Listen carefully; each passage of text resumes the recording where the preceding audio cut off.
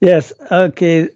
This was an instructional dream, as well as I had to figure this something out.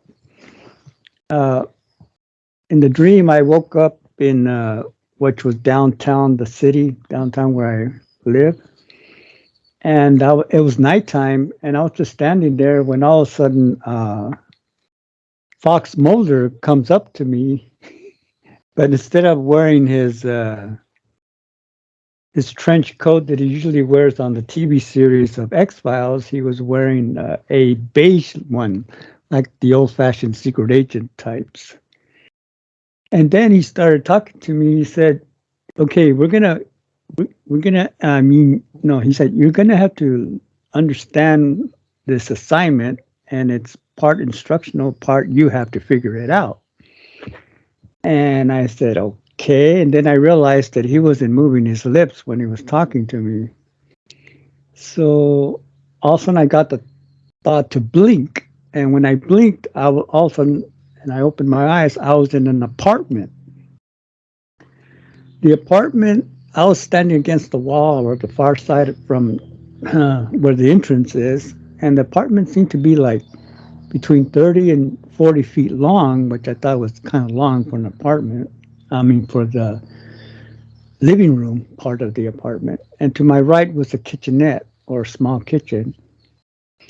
And I noticed that it was kind of gloomy, and there was on the left side and the right side of the apartment. And in the middle, you could see the door to exit or the entrance door. Well, then I noticed that the people who were on both sides of the wall of the apartment, they were all dressed in black, and some were drinking out of champagne glasses, and others were drinking out of wine glasses, and some were smoking. But the black dress that they were wearing, the black clothing that they were wearing, was, I could tell that it was very, very expensive. And I thought, that's kind of strange. I would never go to a party because I don't know rich people, but they were all dressed, I mean, maniacally expensive black clothing. And some of them, like I said, some of them were smoking. And all of a sudden I got the thought, what is this?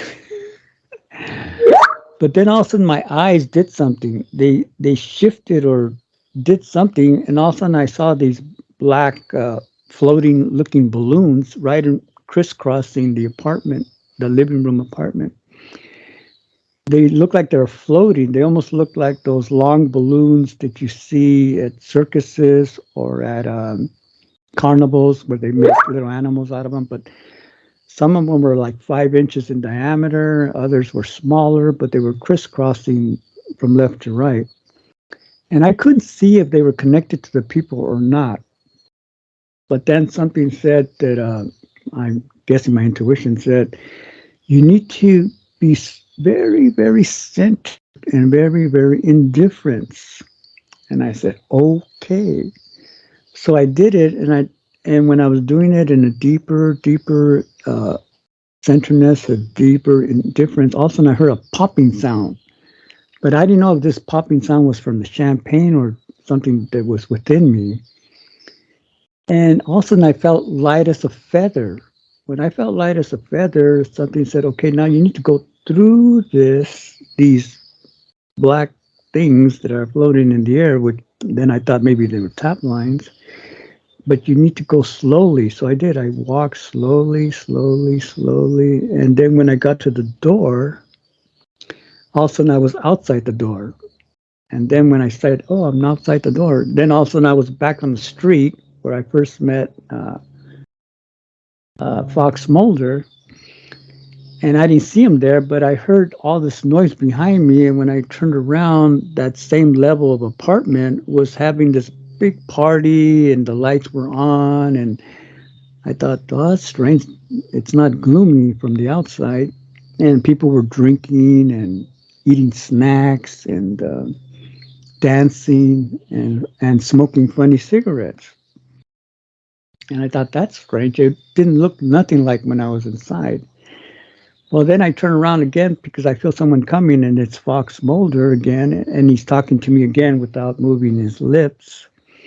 And he says, sometimes when you get invited to parties, whether it's a house or apartment or whatever, you don't know the dark intent behind it. And also my intuition kicked in and showed me that these people had done rituals on the food, on the alcohol, on the funny cigarettes, on even regular cigarettes. And these people were into occultic stuff, and they make these home parties or apartment parties, and you just think you're going there to have a good time.